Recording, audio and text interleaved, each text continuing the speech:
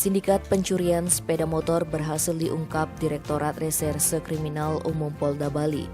Menariknya, penjualan hasil curian alias penadahan dikendalikan dari dalam lapas Kerobokan.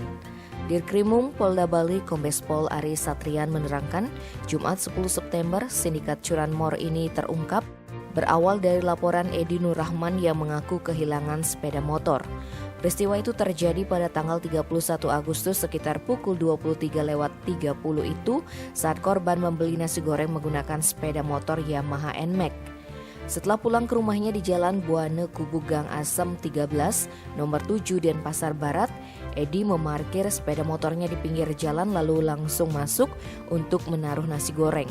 Berselang 15 menit ketika keluar, sepeda motornya sudah raib.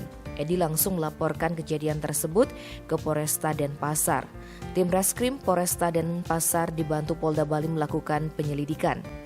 Dari hasil pengembangan, polisi mendapatkan informasi di medsos bahwa ada seorang yang mengaku membeli sepeda motor NMAX yang hilang itu dari seorang bernama Moh Malik yang saat ini sedang ditahan di Lapas Kerobokan Badung terkait kasus narkotika.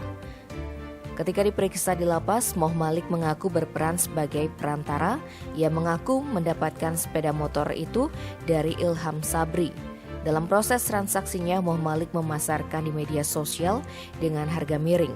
Saat ada yang membeli, Moh Malik menugaskan adiknya bernama Fatmawati untuk menyerahkannya ke pembeli.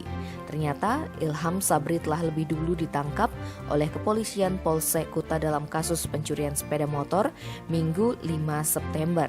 Saat diinterogasi, Sabri mengaku telah mencuri motor di 15 TKP. Tim Bali Express melaporkan.